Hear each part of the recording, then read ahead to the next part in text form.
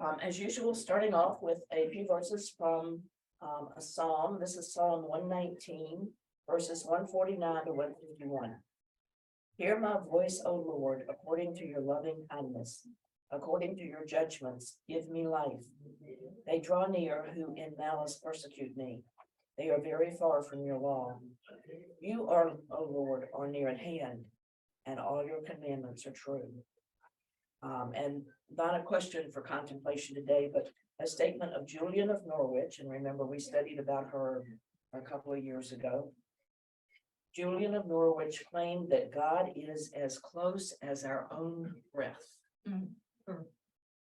Well, and it's like if you go back to like the beginning, it's like there's so many times when you're talking about like God enters you at your first breath, and God breathed into Adam, and gave him life. And I don't know, I won't go into the generally in the Hebrew tradition, life begins at breath. Yes. Right. Yeah. Yeah.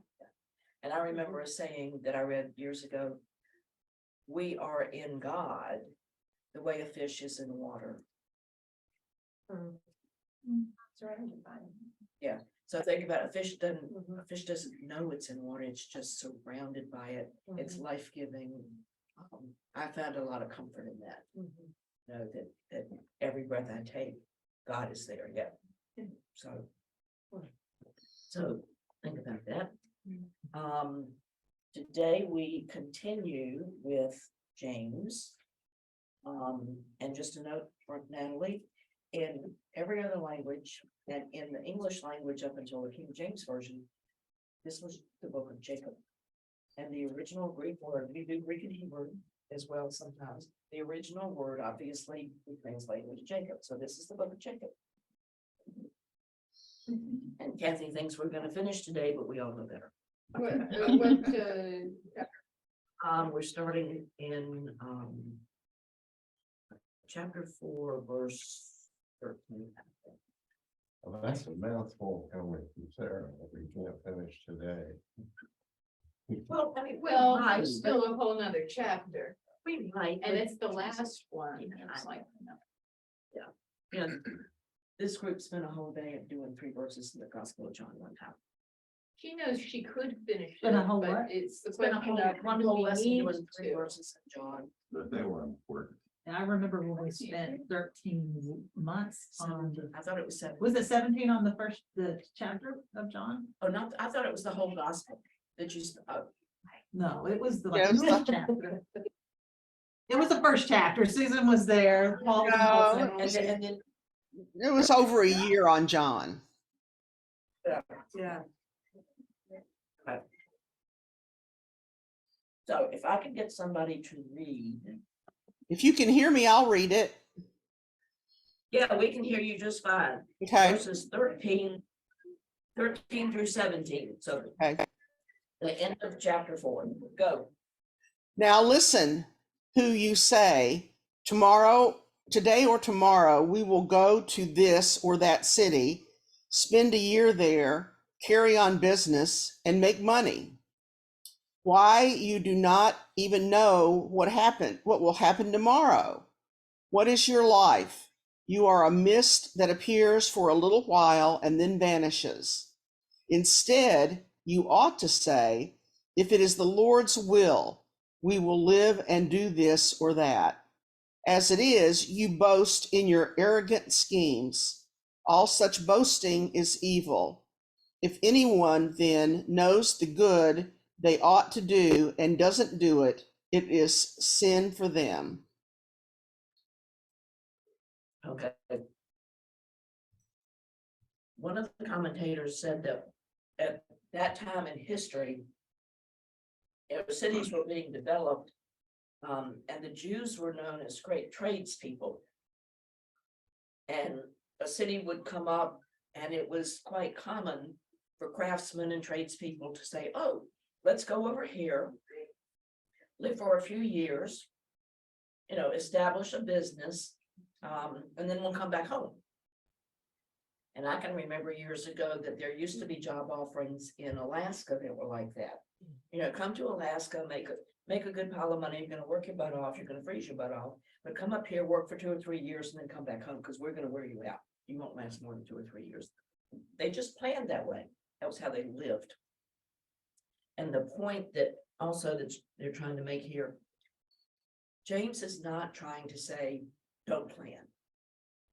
He's trying to make the point that when you plan, you need to plan with God in mind. Because you making your own plans, you're really gonna mess it up. You need to have, you need to be thinking about God's will for your life.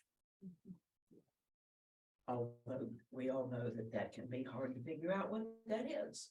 But you don't want to think that you shouldn't be so arrogant as to think that you know best, that you know it all. Because we really don't know much at all.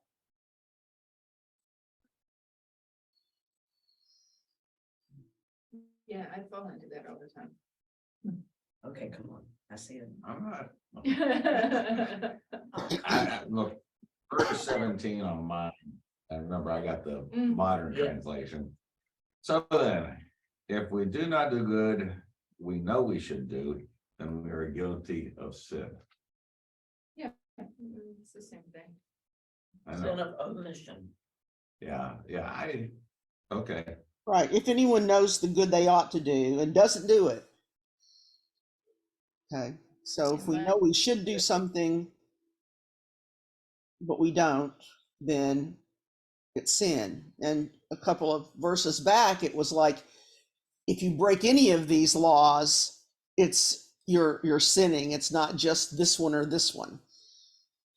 yeah, I just don't like the non-specific nature of that statement, that's all. Says I just don't anyone, like that, that's why I was giving you the furry face. I wouldn't call it that. You didn't know And that. it says it's sin for them. It's a sin for me if I know that I'm supposed to do something, feel that I'm supposed to do something good and I don't do it. Then it's a sin for me. mine says, anyone who knows the right thing to do and fails to do it commits sin. And I'm just like, man, that's hard. right. Yeah, Yeah, but even that's more specific than what mine exactly. says. Well, It's a little more specific, yeah. but it's still, I mean, it's, Oh, you don't like the way yours is worded. no, I don't like the way, I just don't like. Well, the throw phrase. that I one don't like away. the- Throw that book first away out. and get another one. I know what I should do, but I also know Bernie will do That it. depends. I mean, I think it's supposed to be anyone that knows the right thing to do for themselves. I'm giving Bernie the opportunity Yeah. to sin. Thank you.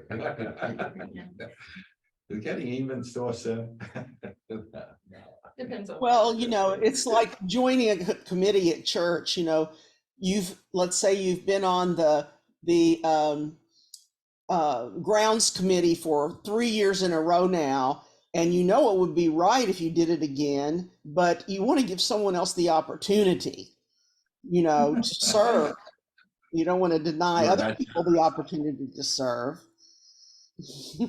Well, Would they deny people like joining a committee and being an extra person on a committee? I There is have no a such- hard time. there is no such thing as an extra.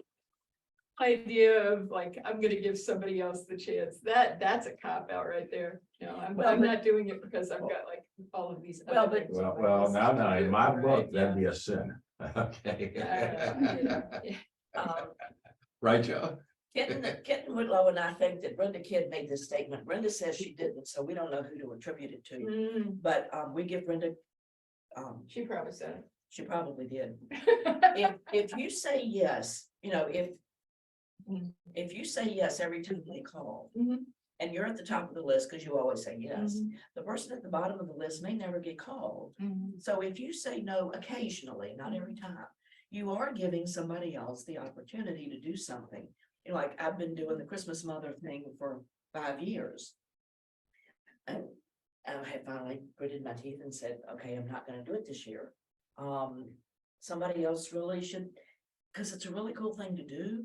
It's, Well, in this church, we tend to have the situation where if you don't say no, then it's an automatic yes.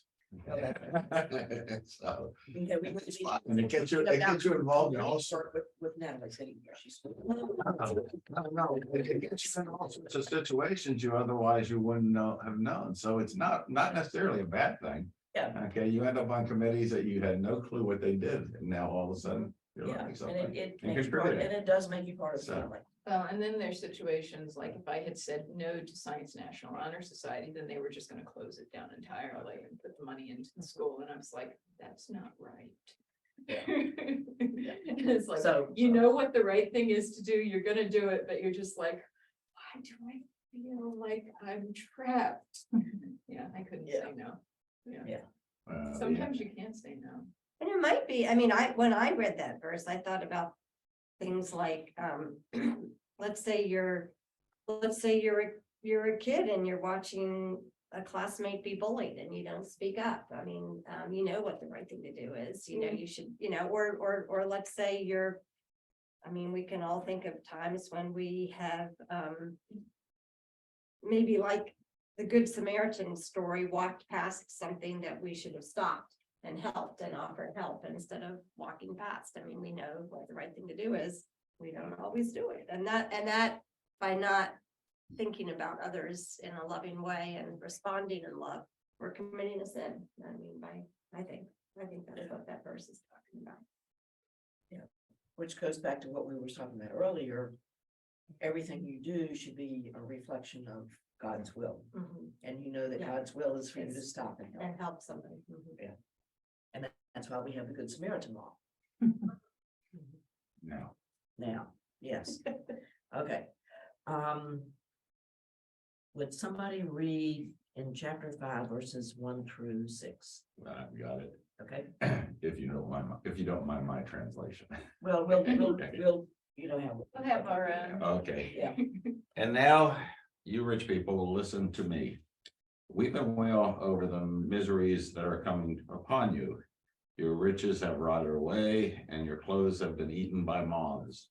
Your gold and silver are covered with rust, and this rust will be a witness against you and will eat up your flesh like fire.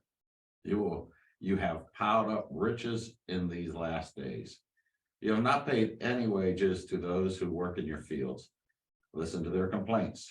The cries of those who gather in your crops have reached the ears of God, the Lord Almighty. Your life on earth, it has been full of luxury and pleasure. You have made yourselves fat for the day of slaughter. One more. Yeah. Yeah. You have condemned and murdered innocent people, and they do not resist you. That's well written. I like that version. God, I'd hate to achieve. It's passionate, man, Yeah, that's a fast, yeah. passionately written. Yeah. In verse 1, he talks about rich people weeping and wailing. One of the commentators said that the word translates actually into howling. It's loud, it's complete misery. So it's Because, like the wailing at the morning. yeah, and even maybe. There's a word for those, the Yes. name of the people that would do, I don't know, it sounds like caterwauling is what I'm thinking, but. Yeah, but anyway, Yes. they're misery because every path has a destination, and the path they have chosen, their destination is misery. Because they've gotten rich off the backs of other people. They're Scrooge. Right, yes, they're Scrooge. And this passage is not to say that all rich people are evil. Because there are times where good people have been blessed with riches. So just because you're rich doesn't mean you're evil. Again, it goes back to that beginning thing, as long as you've got God in your heart and your mind as you do things. But these are people who've gotten rich off of their laborers. The verse that said, you've kept back their wages.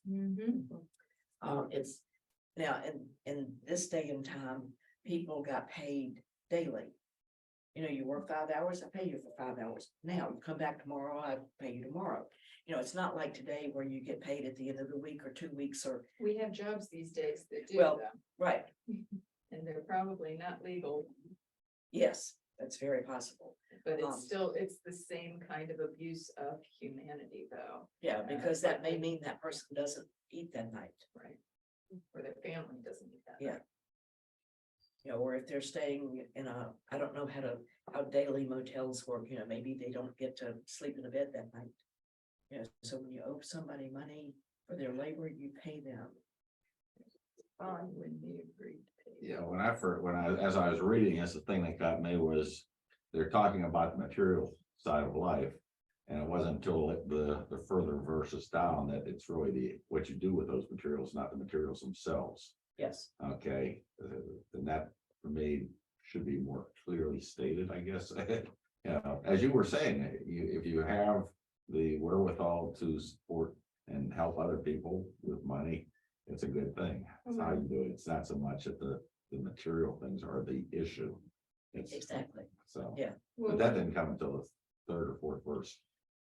But one of the things that, you know, as it was reading, to me, what I was also hearing is that, you know, those who have not paid a fair wage Yes. as well. So, I mean, it's like, I mean, having been to other countries and seeing, you know, wait staff who are paid salaried as opposed to have to live and, you know, survive on the tips and a menial paycheck. I mean, I just, again, it's just people who are not being paid a fair wage, you know, across the board. Okay, in this passage, he uses the phrase "the Lord of hosts." That's a militaristic term, that God is the God over many. He's God over the angels, and these people are ready to fight on his behalf. So Where is the Lord of hosts? I'm seeing it in verse 4. Yeah. It's the end of verse 4. Yeah, I've got this book that has like 5 different versions, so it, Oh. you know, it wow. it says different things like Master Avenger. So the Lord Avenger- all-powerful, Okay. Yeah, this is Lord Like only. the Marvel edition. It's New King James, Common English, the Message, the NIV. Yeah, mine's a Wow. mighty. It's not mine, it was underneath the tables. So which one is saying the, The Lord Almighty's one, yeah. Yeah, that's the right one. The Lord, S-A-B. the Lord of Sabaoth. Sabaoth, yes. And one commentator said that is not to be confused with calling God the Lord of the Sabbath. It's not, this it's is- not Sabbath. Yeah, Sabaoth. it's a different word. And it means what I was talking about, the Lord of all, you know, the commander. You know, we're gonna rise up against you. You know, it's not just God, he's gonna send his armies after you because you've so been so evil. is that talking about the Lord of hosts? I always think of like the heavenly hosts as Yes. opposed to, are we talking? Well, about but like the heavenly ground- host, The ground crew. well, it's not the ground crew, but the heavenly host are waiting for you. Do you Mhm. really want them coming after you at the end of your life? Yeah, I have like visions of horror movies that they do that. All these black souls and whatever coming in. It's like, Too much Harry yeah, Potter. yeah, it's a very visual graphic thing going No, on in my she's mind. talking about black souls, and I'm thinking, I don't know if y'all remember the movie Ghost. Yeah. Patrick Swayze, and when the evil guy died, his black souls came out of the earth to take him down. Maybe that's my memory. Yeah, Now I know that's why a you're very, watching. that's a very, It's like an image I was having in my mind. yeah, that was a very vivid, and when the good guys died, the light came down from heaven, it was all sparkly, and they went up to the light. And then he gets stuck here like wandering for a while. Yeah, Turning his wings. well, his girlfriend, fiance, whatever she was, said, you know, as he was getting ready to leave, when he died, she, "Don't leave me." And he turned his back on the light, and the light went away. And so he had to save her, he saved her from being murdered. And then, the light came back on for him Oh, after everything was good. okay. That just reminds me I shouldn't watch it. I don't need to watch it. We need to know. No, I know. Yeah, No. yeah, you've seen it. Well, the school in Hebert, Hebert hard out. Any other comments about this passage? Oh, one other comment about verse 6, where it says, "You have condemned and murdered the righteous one who does not resist you." They're probably not talking about Jesus here. Yeah, no. But this the- Old Testament. the Oh, no, righteous, this is the New Testament. Sorry. The righteous is probably more the poor people, you know, in their righteousness, they work for you, you murdered them by withholding their wages. So, you know, that note. Okay, would somebody read verses 7 through 11? I will. Okay, Be patient, therefore, beloved, until the coming of the Lord. The farmer waits for the precious crop from the earth, being patient with it until it receives the early and the late rains. You also must be patient. Strengthen your hearts, for the coming of the Lord is near. Beloved, do not grumble against one another, so that you may not be judged. See, the judge is standing at the doors. As an example of suffering and patience, beloved, take the prophets who spoke in the name of the Lord. Indeed, we call blessed those who show endurance. You have heard of the endurance of Job, and you have seen the purpose of the Lord. The Lord is compassionate and merciful. This is much nicer verse. yeah, yeah, we got smacked down last week from some too. But how hard is it to be patient? You know, a lot of these folks thought that the second coming of Jesus would be in their lifetime. I have a tendency to be actively patient. I try to do things, but it's like, I know it's not gonna happen right now, but it's like, I gotta do things to, you know, at least provide opportunity to come along if possible. I don't know, active patience. Okay. Not expecting it right now, just trying to move things along. You know, and I liked his comparison to farmers. You know, you plant a seed in the earth.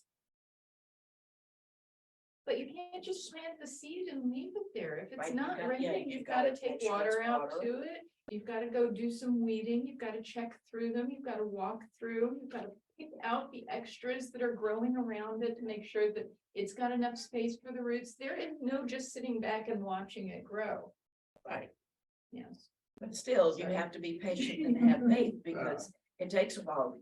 I don't know, this might have been written before agronomy was a science. Oh, no, they You just did throw it out there this. and let it happen. They totally did this. You know they did. I mean, it's like maybe with wheat and stuff, it's like, I'll give you that. And it's like, but they had to make sure it was dispersed evenly, otherwise they knew it was gonna kill itself.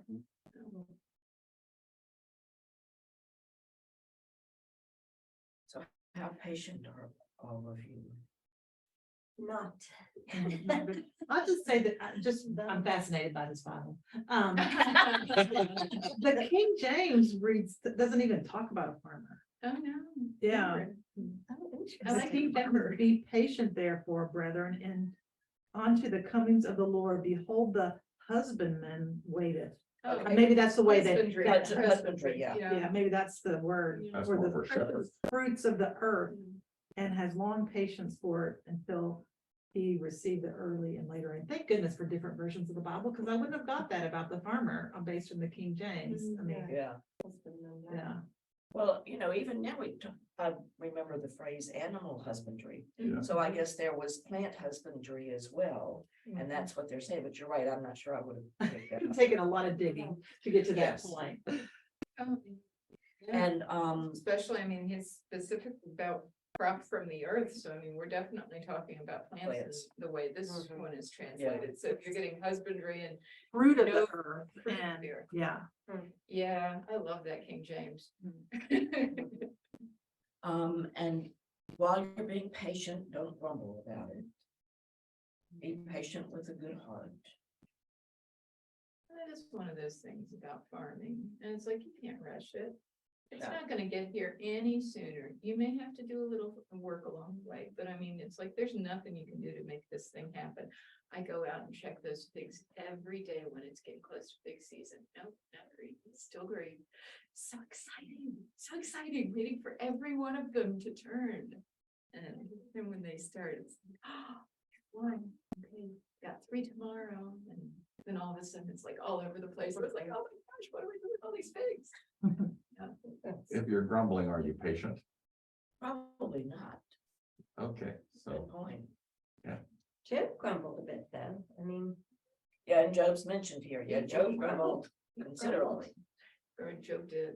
Yeah, and I mean, I think what that tells me is God's magnanimous enough that even when we're grumbling, he's with us. But I love Job, and one of the things I love about the Old Testament, one of the things I just love about the Old Testament, I mean, let's go right back all the way to Jacob. And it's like the struggling with God. That's what Israel means. Israel means struggle with God. It doesn't mean sit back and, you're gonna just let God, handle everything. You're in this with God, and you're like, if God's doing something that you don't understand, you say, God, why is this happening to me? And, Yeah. I've it's had like, that dude, conversation a time or two. Right, yeah, but I love that about the Old Testament, that people, it's like, everybody thinks about the fire and the brimstone and the fire, blah, blah, blah, blah, blah. And it's like, no, people are engaged with God in the Old Testament. And I love that. I love that about the Old Testament. And it's like, you are in relationship with God. And I feel like so much time in the New Testament, it's this ethereal thing that's out there that you're just supposed to like bend your shoulders to and obey. And I'm just like, it's not what the Old Testament Hebrews learned and taught us. Yeah. I tend to excuse laziness with patience. You said excuse? Laziness with patience. I can be lazy and I'll just say, well, I'm just being patient. Oh, okay. I don't want to say I'm being lazy. but you could have been doing good, and then because you did, you sinned. We're not gonna let you. Well, I mean, this I'm is okay with confession time. I put it forward. Laziness is part of self-healing. You have to give yourself space to. Oh, don't encourage him. I don't think he needs encouragement here. No, I'm like a huge proponent of, taking care of yourself. I'm learning from you. You've been retired longer than I have been, so I got a lot to learn from you. I was uniquely qualified.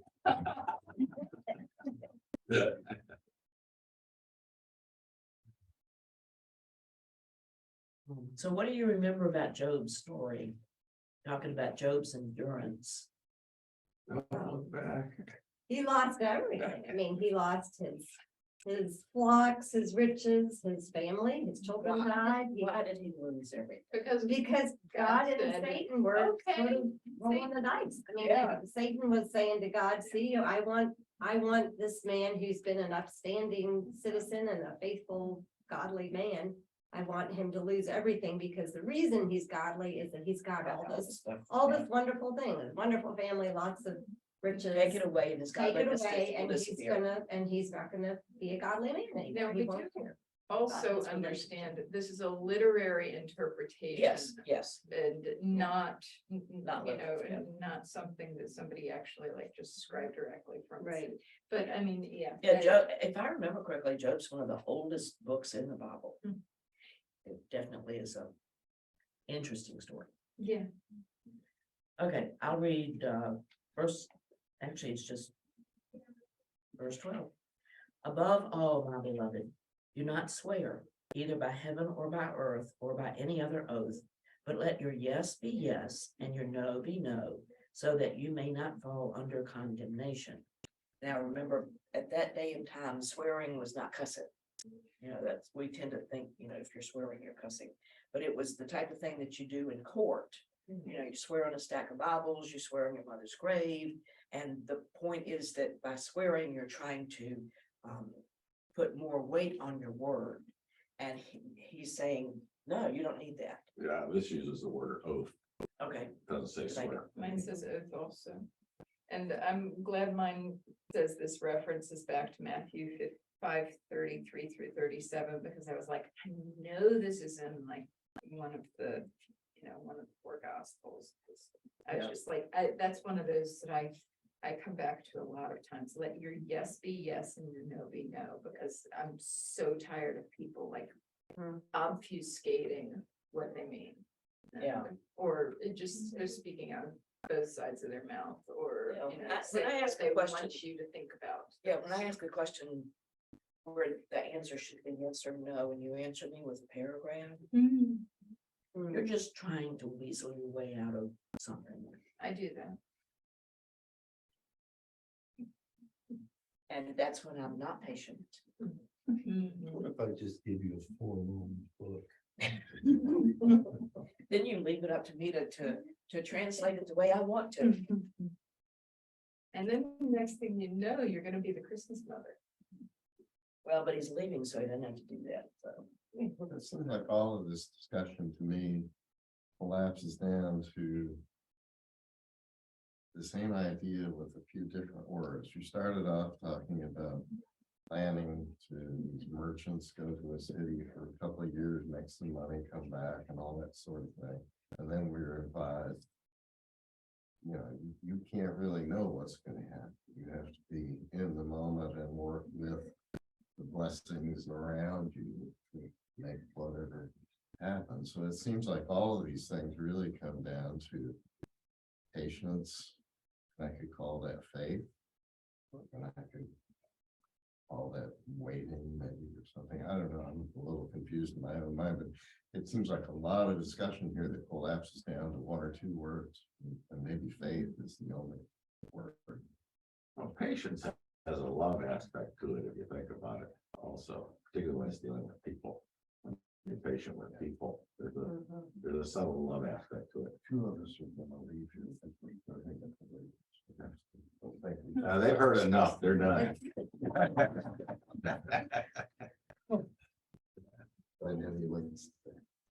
I'm gonna leave my code Yeah. for us here. I'll get it later. Yeah, because you've got a meeting, you'll be here. I'll be here.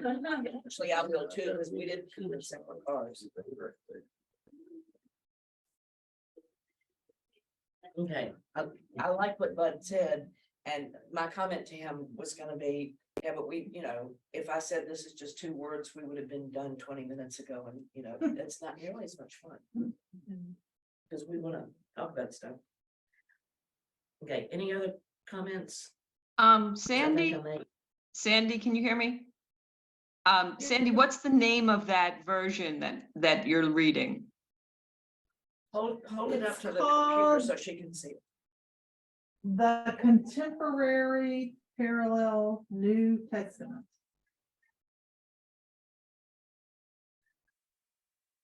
It is fascinating. It's got the And who- message in it as well. Okay, and who is it by? Because I want to try to find it.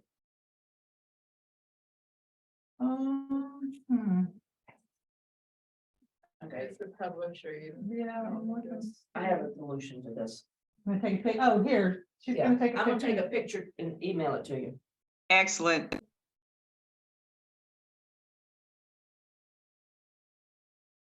Wow, you've got 8 translations in this thing. Okay. Yeah. Eight. Hey, yeah, it's interesting to follow through because there's like 4 on each page, so there's 8 when you open it up like that. So, Thank you. That's really neat.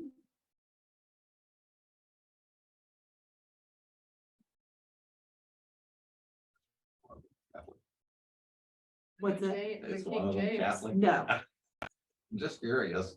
King James, New American Standard Bible, the New Century Version, the Contemporary English Version, which is one of my favorites, and New International Version, New Living Translation, the New King James Version, and the Message, which is another one that I And really no like. revised standard, new revised standard in any of that. Nope. Interesting. And no good news version either. Mhm. Oh, yeah, no. That's Okay, one of the Claire, best check your phrases. email. Is You that should what have you're it. using? Yeah, that's what I've been That's using. what I grew up with, like, Yeah. when I was like first, Good Right. News Bible. That's what I started reading when I was in college. Okay, do we want to crash through to the end of this or save it for next week? So. I can say. Be patient. I'm lazy, but Yeah. Well, it is 10 till. Yeah, it is 10 till and it takes me 5 minutes to turn the computer off. Took half an hour to. It took Well, 40 minutes. I was in here at recommend that 10:30. you read the message version first next week.